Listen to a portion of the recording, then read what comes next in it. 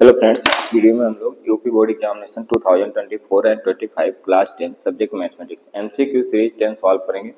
जिसमें question number first है, triangle ABC is an equilateral triangle of side 2a, the length of its altitude will be. यानी कि एक triangle यहाँ पर इक्विलैटरल ट्रायंगल है इस तरीके से, ये बी और सी, ठीक है।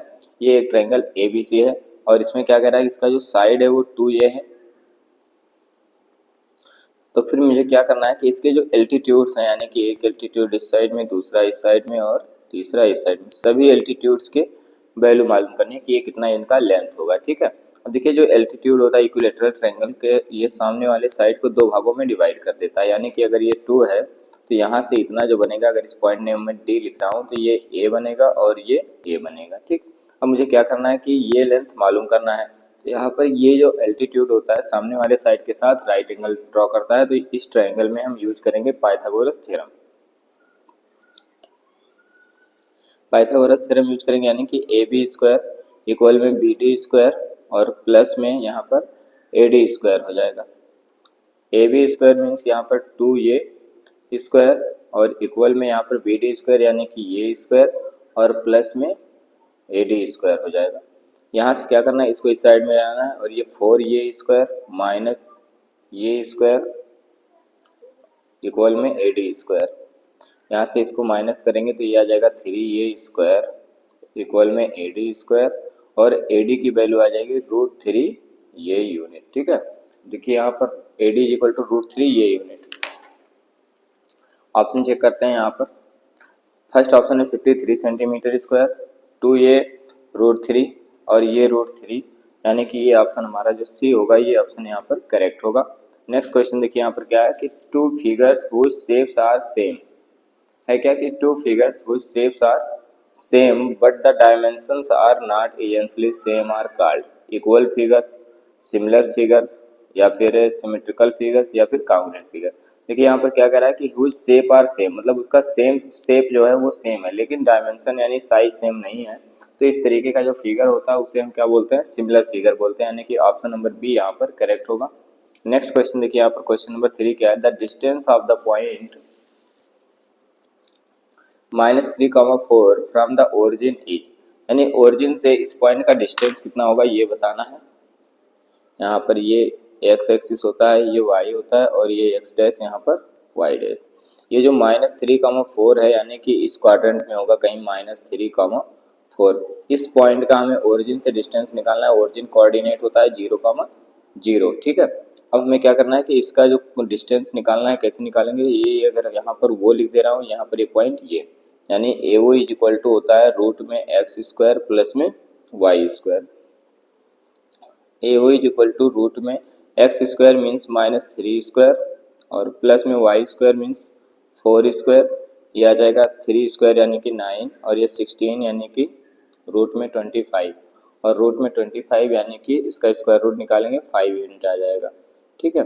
यानी कि जो इस पॉइंट से ओरिजिन के बीच का जो डिस्टेंस है वो 5 यूनिट है। यहाँ पर ऑप्शन नंबर ये जो है ये करेक्ट होगा कि यहाँ पर 5 यूनिट्स गिवन है, ठीक।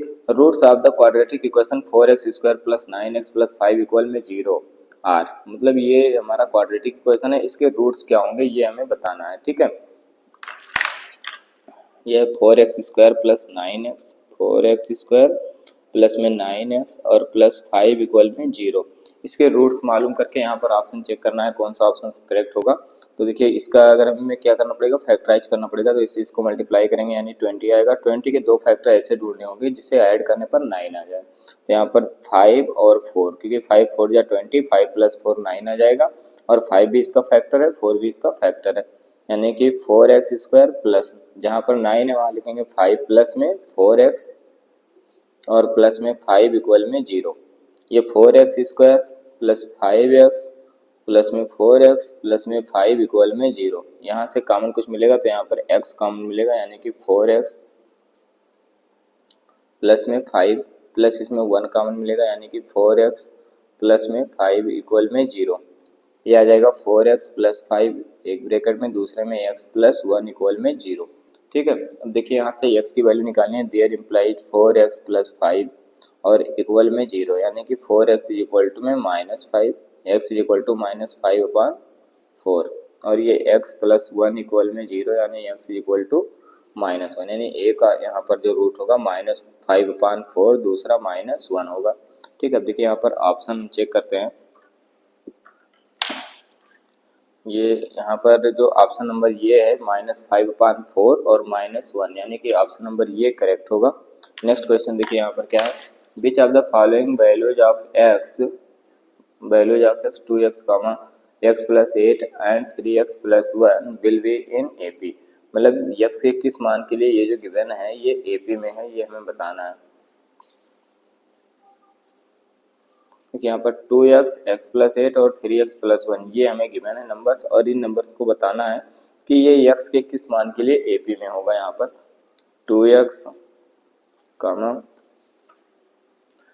x प्लस 8 और फिर 3x प्लस 1 ये x के किस मान के लिए AP में होगा ये बताना। देखिए यहाँ पर AP में होता है तो कॉमन डिफरेंस सेम होता है, यानी कि अगर ये हम यहाँ से इतने का डिफरेंस निकालें x प्लस 8 माइनस 2x तो ये इक्वल होगा, इसमें से इसको माइनस करने पर 3x प्लस 1 माइनस x और -8। ठीक है, माइनस कर देते हैं x माइनस 2x यानी कि -x प्लस में 8, 3x माइनस x यानी कि 2x और माइनस में 7। इसको इस साइड में ले आओ -x माइनस 2x इक्वल में -7 माइनस 8, ये आ जाएगा -3x और ऐड करने पर माइनस में 15। इससे ये cancel, x is equal to 15/3 यानी कि 5, यानी x is equal to 5। x की वैल्यू कितनी होनी चाहिए 5, अगर वैल्यू 5 है x की तो ये जो होगा ये AP में होगा। यहाँ पर ऑप्शन चेक करते हैं। देखिए यहाँ पर x is equal to 2, x is equal to 5 यानी कि ऑप्शन नंबर बी इसमें करेक्ट होगा। नेक्स्ट क्वेश्चन देखिए, क्वेश्चन नंबर 6 क्या है, which terms of the AP 3, 8, 13, 18 is 78। इसमें से कौन सा टर्म जो है वो 78 है ये बताना है।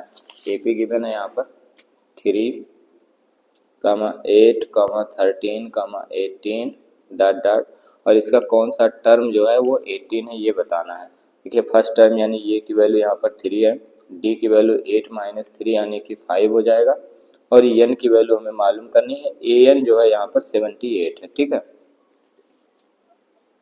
देखिए क्या होता है n टर्म का formula an is equal to a plus n minus 1 into D. an की वैल्यू यहाँ पर 78 और ये की वैल्यू कितनी है 3 प्लस में n माइनस 1 इंटू डी की वैल्यू यहाँ पर 5। ठीक है, ये आ जाएगा 78 इक्वल में 3, इसको मल्टीप्लाई कर देंगे प्लस में 5n माइनस 5, इसको इधर ले आए 78 और ये 3 यहाँ पर है तो इसको इस साइड में लाएंगे तो -3 हो जाएगा और -5 इधर लाएंगे तो +5 हो जाएगा और ये 5n। 78 में से इसको माइनस करेंगे तो 75 और प्लस में 5 इज इक्वल टू में 5n, इनको ऐड कर लें तो 80 इक्वल में 5n और इससे इसको डिवाइड करेंगे कितना आएगा यहाँ पर 16 आ जाएगा इज इक्वल टू n, यानी कि जो 16th टर्म्स है वो क्या होगा 78 होगा AP का। यहाँ पर देखिए ऑप्शन नंबर ये जो है वही 16 टर्म्स है, यानी कि ऑप्शन नंबर ये इसमें क्या होगा करेक्ट होगा। नेक्स्ट क्वेश्चन नंबर 7 देखिए क्या, distance between the points a, b and -a, b are, यानी कि दो पॉइंट गिवन है a, b और -a, -b, इन दोनों पॉइंट के बीच का डिस्टेंस बताना है -a, -b। ठीक, देखिए इन दोनों पॉइंट का इस पॉइंट नेम a और यहाँ पर b, इनके बीच का अगर मुझे डिस्टेंस निकालना हो फार्मूला होता है x2 माइनस x1 स्क्वायर और प्लस में y2 माइनस y1 स्क्वायर। ठीक है, देखिए ये x1 और ये x2, ये y1 और ये y2, तो x2 माइनस x1 यानी कि माइनस ये और माइनस ये इनका स्क्वायर हो जाएगा प्लस में y2 माइनस y1 यानी कि माइनस b और माइनस b स्क्वायर ये बनेगा। यहाँ पर माइनस ये और माइनस ये -2a स्क्वायर और प्लस में -2b स्क्वायर ये रूट में आ जाएगा, माइनस स्क्वायर यानी कि 4a स्क्वायर और प्लस में 4b स्क्वायर, इसमें 4 कॉमन ले लेंगे तो ये स्क्वायर प्लस में b स्क्वायर आ जाएगा, 4 रूट से बाहर हो जाएगा यानी 2 रूट में ये स्क्वायर प्लस b स्क्वायर आएगा। ठीक है, यानी ये दो पॉइंट जो है इन दोनों पॉइंट के बीच का जो डिस्टेंस होगा 2 रूट में ये स्क्वायर प्लस b स्क्वायर आएगा। देखिए यहाँ पर ऑप्शन कौन सा सही होगा, तो ऑप्शन नंबर यहाँ पर जो है फर्स्ट ऑप्शन यानी कि ये ऑप्शन जो है ये करेक्ट होगा, क्योंकि 2 रूट में ये स्क्वायर प्लस b स्क्वायर यानी कि जो सॉल्व करने पर आंसर आया और वो आंसर दोनों मैच कर रहे हैं। नेक्स्ट है the value of 1 minus ten square 30 अपान में 1 plus ten square 30 will be. देखिए यहाँ पर 1 माइनस टेन स्क्वायर 30 और अपान में 1 प्लस टेन स्क्वायर 30, इस वैल्यू को हमें सॉल्व करके इसका मान बताना है। देखिए यहाँ पर 1 माइनस टेन स्क्वायर 30 लिखा हुआ है। अब अगर 1 माइनस टेन स्क्वायर 30 लिखा हो तो इसकी वैल्यू कितनी होती है, टेन 30 की 1 अपान रूट थ्री, यानी कि 1 अपान रूट थ्री इसका स्क्वायर हो जाएगा और 1 plus 1 upon root three square, ये आ जाएगा 1 माइनस 1 अपान थ्री अपान में 1 प्लस 1 अपान थ्री, ये हो गया। थ्री से यहाँ पर एलसीएम ले लेंगे तो ये आ जाएगा 3 माइनस 1 अपान में 3 और इसको इधर मल्टीप्लाई कर देंगे 3 प्लस 1 अपान में 3, इससे ये कैंसिल हो जाएगा और 3 माइनस 1 यानी कि 2 अपान में 3 प्लस 1 यानी कि 4, 1 और 2 यानी कि 1/2। ठीक है, अब चेक करते हैं ऑप्शन कौन सा सही होगा यहाँ पर। तो ऑप्शन नंबर जो बी दिख रहा है ये हमें करेक्ट दिख रहा है, क्योंकि 1/2 ये भी आया, सॉल्व करने पर भी 1/2 आया, इसलिए ऑप्शन नंबर बी जो होगा ये करेक्ट होगा। नेक्स्ट क्वेश्चन देखिए क्या है, if cos 3 theta is equal to 1/2 then the value of theta will be, यानी कि 2 cos 3 theta is equal to में गिवन है 1/2 यहाँ पर, तो हमें थीटा की वैल्यू निकालनी है। ठीक है, 2 को इस साइड में ले जाएंगे, ये cos 3 थीटा इक्वल में 1/4 हो जाएगा यहाँ पर, और ये 1/4 आ गया।